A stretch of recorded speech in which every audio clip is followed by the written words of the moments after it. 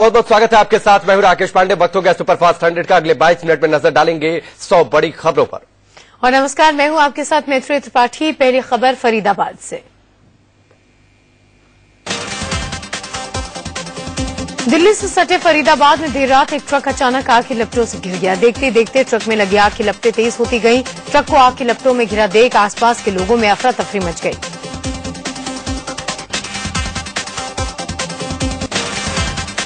फरीदाबाद के हार्डवेयर चौक पर यह हादसा उस वक्त हुआ जब यह ट्रक सेक्टर 55 की ओर जा रहा था। ट्रक गत्ते से लदा था। अचानक गत्ते से आग की चिंगारी उठी और पल भर में ही आग की भीषण लपटों ने पूरे ट्रक को अपनी चपेट में ले लिया।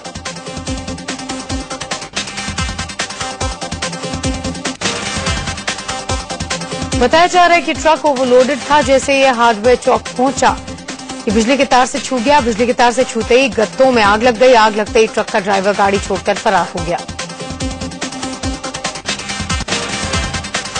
बीच सड़क पर ट्रक को जलता देखकर आसपास के लोगों ने फायर ब्रिगेड को फोन किया। लोगों का आरोप है कि दमकल की टीम काफी देर बाद मौके पर पहुंची। दमकल की आधा दर्जन गाड़ियों ने काफी मशक्कत के बाद आग पर काबू पाया। व्यापम घोटाले की आंच तेजी से संघ परिवार की ओर बढ़ रही है। आरएसएस के सह सरकार्यवाह सुरेश सोनी का नाम आने के बाद उन्हें नागपुर से बुलाया गया है। सुरेश सोनी के साथ आरएसएस के पूर्व सर संचालक और दिवंगत केएस सुदर्शन का नाम भी व्यापम घोटाले में सामने आ रहा है। व्यापम घोटाले में हो रही किरकिरी के बाद शुक्रवार की देर रात आरएसएस के सर संघचालक मोहन भागवत ने सुरेश सोनी को नागपुर बुलाया। सुरेश सोनी से व्यापम मामले को लेकर सफाई मांगी। संघ के सर कार्यवाह भैया जी जोशी भी नागपुर में मौजूद है। संघ की ओर से भैया जी जोशी इस मामले को देखेंगे। दरअसल व्यापम घोटाले में गिरफ्तार कुछ आरोपियों ने पूछताछ में आरएसएस के बड़े नेताओं पर उंगली उठाई है। आरोपियों ने पूर्व सर संघचालक दिवंगत केएस सुदर्शन और सह सर कार्यवाह सुरेश सोनी पर सिफारिश करने का आरोप लगाया है। व्यापम के पूर्व कंट्रोलर पंकज त्रिवेदी ने एसटीएफ को पूछताछ में बताया कि पूर्व उच्च शिक्षा मंत्री लक्ष्मीकांत शर्मा ने फूड इंस्पेक्टर पद के लिए उम्मीदवार मिहिर कुमार की सिफारिश की थी। पंकज त्रिवेदी के मुताबिक मिहिर आरएसएस के सुरेश सोनी के आदमी है। फूड इंस्पेक्टर पद के अभ्यर्थी रहे मिहिर कुमार ने पूछताछ में एसटीएफ को बताया कि मैं केएस सुदर्शन के सहायक के तौर पर काम करता था। मैंने अपनी नौकरी के लिए उनसे गुजारिश की थी। इसके लिए उन्होंने तत्कालीन शिक्षा मंत्री लक्ष्मीकांत शर्मा को फोन किया। अभ्यर्थी मिहिर कुमार ने पूछताछ में बताया कि सुदर्शन ने मुझसे कहा कि एग्जाम में उतने ही सवालों के जवाब दो जितने मुझे आते हो, बाकी शीट खाली छोड़ दो। मैंने 50% सवालों के सही जवाब दिए थे। मेरिट लिस्ट में मेरा 7वां नंबर आया। व्यापम घोटाले में आरएसएस के कुछ नेताओं के नाम सामने आने पर संघ प्रमुख मोहन भागवत ने कहा कि कानून अपना काम करेगा। संघ को इसकी कोई चिंता नहीं है। घोटाले में कुछ नाम आ रहे हैं उसके खिलाफ, उसके बारे में कुछ तो कानून अपनी कार्रवाई करेगा, हमको चिंता नहीं है उसकी। कानून अपनी कार्रवाई करेगा, हमको चिंता नहीं है उसकी। खबर है कि व्यापम घोटाले पर संघ का नाम उछलने के बाद संघ के सर कार्यवाह भैया जी जोशी ने घोटाले को लेकर गृहमंत्री राजनाथ सिंह से मुलाकात की। मुलाकात के दौरान उनके साथ संघ कार्यकर्ता बजरंग लाल भी मौजूद थे। व्यापम घोटाले को लेकर गृह मंत्री राजनाथ सिंह ने शिवराज सिंह चौहान का बचाव किया। उन्होंने कहा कि इस मुद्दे पर इस्तीफे का सवाल ही नहीं होता। मामला कोर्ट में चल रहा है, आरोप लगते रहते हैं। व्यापम घोटाले को लेकर मध्य प्रदेश में सियासी घमासान छिड़ गया है। भोपाल में कांग्रेस कार्यकर्ताओं ने सीएम शिवराज सिंह चौहान के आवास के बाहर जोरदार प्रदर्शन किया। प्रदर्शनकारी पुलिस वालों से भिड़ गए। घंटों पुलिस और कांग्रेसियों के बीच संघर्ष चला। प्रदर्शनकारी तेजी से सीएम आवास की तरफ बढ़ रहे थे, जिन्हें रोकने के लिए पुलिस को वाटर कैनन का इस्तेमाल करना पड़ा। बैरिकेड्स लगा दिए गए और प्रदर्शनकारियों पर जबरदस्त पानी की बौछारें डाली गई। पुलिस और प्रदर्शनकारियों के बीच काफी देर तक संघर्ष चला। कांग्रेसी अर्धनग्न होकर सीएम आवास के शुद्धिकरण के लिए पहुंचे थे, लेकिन पुलिस ने उन्हें आगे नहीं बढ़ने दिया। हंगामा कर रहे कई कार्यकर्ताओं को पुलिस ने हिरासत में भी ले लिया। हंगामे के दौरान गिरने से कांग्रेसियों को चोटें भी आईं। कांग्रेस का आरोप है कि शिवराज सरकार घोटाले के आरोपियों को बचाने की कोशिश कर रही है। भोपाल में प्रदर्शन के दौरान नेता प्रतिपक्ष सत्यदेव कटारे को चोट लग गई। वो गंभीर रूप से जख्मी हो गए। उन्हें जेपी अस्पताल के आईसीयू में भर्ती कराया गया। कांग्रेस प्रवक्ता रणदीप सुरजेवाला ने कहा है कि व्यापम घोटाले से बीजेपी के असली चेहरे को उजागर कर दिया है। व्यापम घोटाले ने बीजेपी और आरएसएस के मुखौटे को उतार दिया है। निष्पक्ष कार्रवाई होनी चाहिए, दोषी बख्शे नहीं जाने चाहिए। लोकसभा में पहली बार चुनकर आए बीजेपी के 150 से भी ज्यादा सांसदों को आज से 2 दिनों की ट्रेनिंग दी जाएगी। इसकी शुरुआत प्रधानमंत्री नरेंद्र मोदी करेंगे, जो खुद पहली बार चुनकर लोकसभा पहुंचे हैं। दिल्ली हरियाणा सीमा पर बने पर्यटन स्थल सूरजकुंड के एक होटल में आज सुबह प्रधानमंत्री मोदी और गृह मंत्री राजनाथ सिंह के संबोधन के साथ ये ट्रेनिंग कैंप शुरू होगा। बाद में इसे वित्त और रक्षा मंत्री अरुण जेटली, विदेश मंत्री सुषमा स्वराज और संसदीय कार्य मंत्री एम वेंकैया नायडू संबोधित करेंगे। सूत्रों के मुताबिक बीजेपी के नए सांसदों को कई गुर सिखाए जाएंगे। उन्होंने संसद के अंदर और बाहर किस तरीके से व्यवहार करना है, इसका खास तौर पर ट्रेनिंग किया जाएगा। बीजेपी के नए सांसद भी ट्रेनिंग कैंप को लेकर उत्साहित दिखे। इन सांसदों का मानना है कि इस कैंप के जरिए उन्हें बहुत कुछ सीखने को मिलेगा। एक एजुकेशन मिलती है कि किस तरह से इस पार्लियामेंट में हम अपनी कार्य प्रणाली को चला सकते हैं, तो निश्चित बेहतर होगा, बहुत फायदा मिलेगा इससे। बीजेपी के नए सांसद सूरजकुंड में जुट गए हैं। ट्रेनिंग कैंप के जरिए मोदी मंत्र सीखने की तैयारी में ये सांसद तत्पर भी दिख रहे हैं। इनका भी मानना है कि कैंप के जरिए मिले मंत्र से ये बेहतर परिणाम दे पाएंगे। वर्किंग स्टाइल क्या होनी चाहिए, काम करने की शैली क्या होनी, पार्लियामेंटेरियन का क्या काम होना चाहिए, पार्लियामेंट में किस रूप से हम काम करेंगे, वो हम अगर नियमानुसार करेंगे निश्चित रूप से तो अच्छा होगा, उसका लाभ भी मिलेगा जी। दिल्ली यूनिवर्सिटी में एडमिशन पर सस्पेंस अब खत्म हो गया है। भारी विरोध के आगे झुकते हुए कुलपति दिनेश सिंह ने 4 साल के कोर्स यानी FYUP को वापस लेने का ऐलान किया है, जिसके बाद सोमवार से एडमिशन का रास्ता साफ हो गया है। डीयू के कुलपति दिनेश सिंह ने एक बयान जारी किया और कहा कि यूनिवर्सिटी ने 4 ईयर अंडर ग्रेजुएट प्रोग्राम को वापस ले लिया है। उन्होंने ये भी कहा कि अब 2012-13 सत्र के मुताबिक 3 साल के कोर्स में एडमिशन होगा।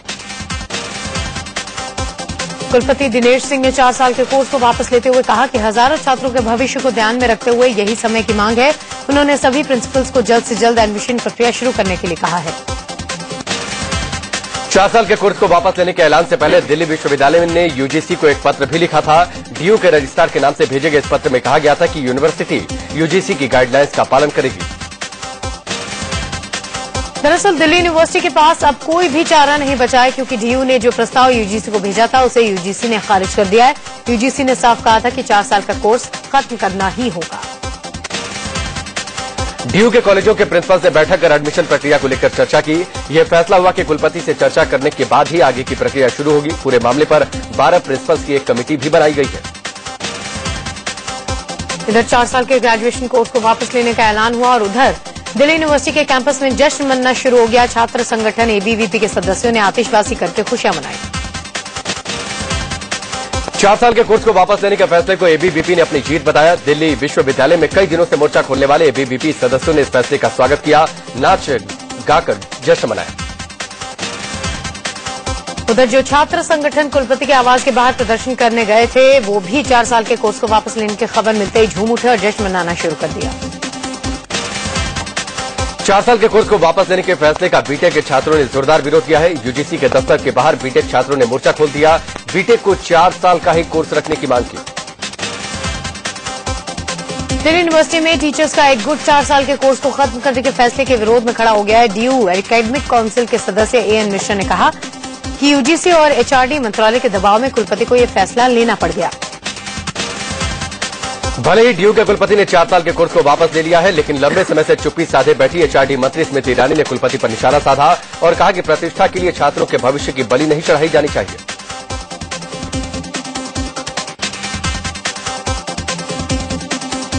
I respect the autonomy of institutions. Autonomous institutions were created in our country to serve the people of this nation. One should not sacrifice the interest of our students at the altar of prestige. UPSC की परीक्षा में एक बार फिर से बदलाव हो सकते हैं। छात्रों के भारी विरोध के बाद केंद्र सरकार ने सिविल सेवा परीक्षा में बदलाव के संकेत दिए हैं। कार्मिक मंत्रालय ने इस मामले में संघ लोक सेवा आयोग को अध्ययन करने को कहा है, जिसके बाद यूपीएससी जल्द विशेषज्ञ समिति का गठन कर सकती है। इससे पहले केंद्रीय लोक सेवा आयोग यानी यूपीएससी की परीक्षा पद्धति में बदलाव को लेकर छात्रों ने दिल्ली में प्रदर्शन किया। करीब 3000 छात्रों ने उत्तरी दिल्ली के सिविल लाइन्स इलाके और राजघाट पर भी प्रदर्शन किया। यूपीएससी परीक्षा का पैटर्न बदले जाने के विरोध में छात्रों ने केंद्रीय लोक सेवा आयोग के दफ्तर से प्रधानमंत्री के आवास तक मार्च निकालने की कोशिश की। हालांकि पुलिस ने इन्हें तुगलक रोड पर ही रोक दिया, जहां गुस्साए छात्रों ने जमकर नारेबाजी की। 3000 से ज्यादा छात्रों के प्रदर्शन को देखते हुए दिल्ली मेट्रो ने एहतियातन 4 मेट्रो स्टेशन बंद कर दिए। केंद्रीय सचिवालय, उद्योग भवन, रेसकोर्स और पटेल चौक मेट्रो स्टेशन 2 घंटे तक बंद रहे। बाद में इन्हें खोल दिया गया। इससे यात्रियों को भारी परेशानी उठानी पड़ी।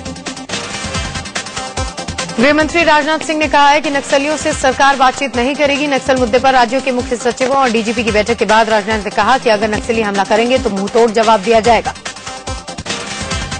नक्सलियों के खिलाफ इस बैठक में खास रणनीति भी बनी। सूत्रों से खबर है कि केंद्र ने झारखंड, छत्तीसगढ़, बिहार और ओडिशा में स्पेशल फोर्स बनाने में मदद का भरोसा दिया। साथ ही राज्यों को जरूरी संसाधन भी मुहैया कराए जाएंगे। बैठक के दौरान गृह मंत्रालय के साथ साथ आईबी और सीआरपीएफ की तरफ से प्रेजेंटेशन दिया गया। आईबी ने नक्सल प्रभावित राज्यों के हालात के बारे में बताया। सीआरपीएफ ने 2014 में किए नक्सल ऑपरेशंस के बारे में जानकारी दी। सूत्रों के मुताबिक महाराष्ट्र के सीएम पृथ्वीराज चौहान और हरियाणा के सीएम भूपेंद्र सिंह हुड्डा अपने पद पर बने रहेंगे, जबकि असम के सीएम तरुण गोगोई की किस्मत का फैसला होना अभी बाकी है। लोकसभा की हार पर मंथन के लिए बनी कांग्रेस की एंटनी कमेटी आज महाराष्ट्र और मध्य प्रदेश के कांग्रेस नेता मिलेगी। सूत्रों ने बताया कि जुलाई में कांग्रेस में बड़े बदलाव हो सकते हैं। कई पुराने महासचिव को हटाया भी जा सकता है कि किस्मत का फैसला होना अभी बाकी है।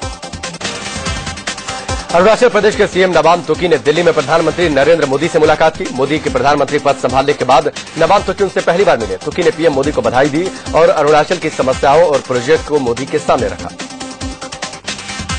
Discuss about the development aspect of the state regarding hydropower development, tourism development, horticulture and agriculture and allied services, education and health sectors, and raise many other issues which is pertinent to my state.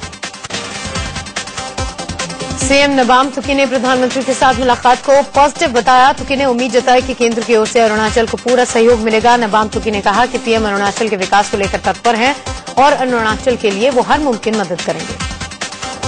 Expenditure on salaries has been increased due to implementation of Central Sixth Pay Commission and gap between the 13 Finance Commission.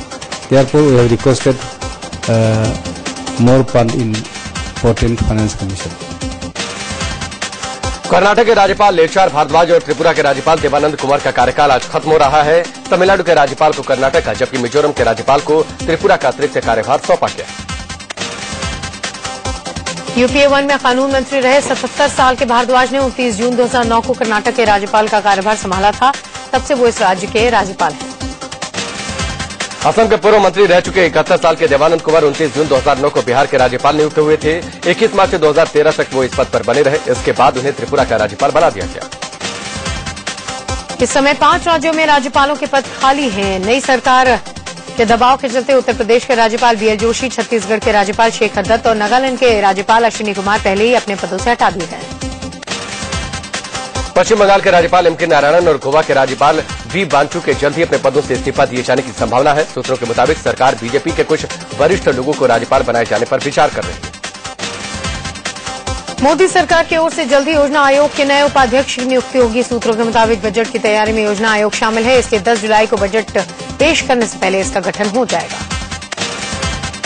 योजना आयोग उपाध्यक्ष की race में पूर्व वित्त मंत्री यशवंत सिन्हा सबसे आगे है। पीएम मोदी जल्द ही योजना आयोग का भी पुनर्गठन करेंगे। योजना आयोग का अध्यक्ष प्रधानमंत्री होता है, इसलिए मोदी इसके चेयरमैन। केंद्रीय स्वास्थ्य मंत्री डॉक्टर हर्षवर्धन ने सेक्स एजुकेशन पर बैन किए जाने के बयान का खंडन किया। उन्होंने कहा कि मीडिया ने उनके बयान को गलत ढंग से पेश किया।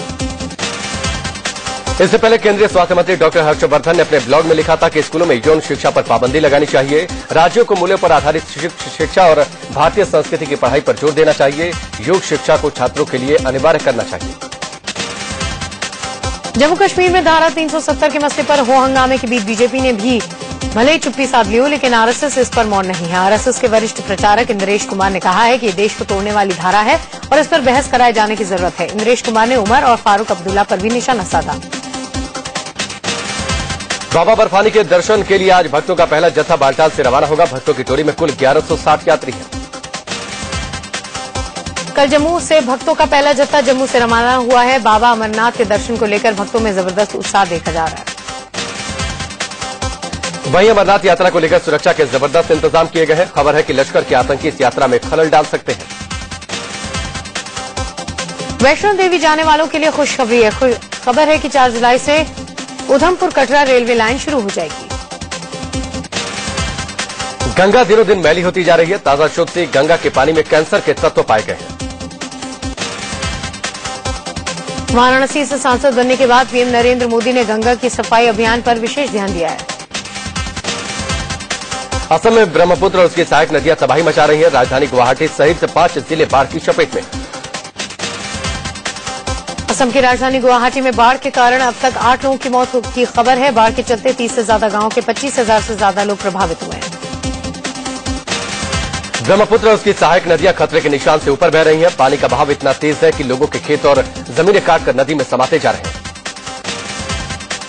असम की राजधानी गुवाहाटी में बाढ़ के पानी ने तबाही मचा रखी है। ब्रह्मपुत्र नदी का पानी शहरों में जा घुसा है।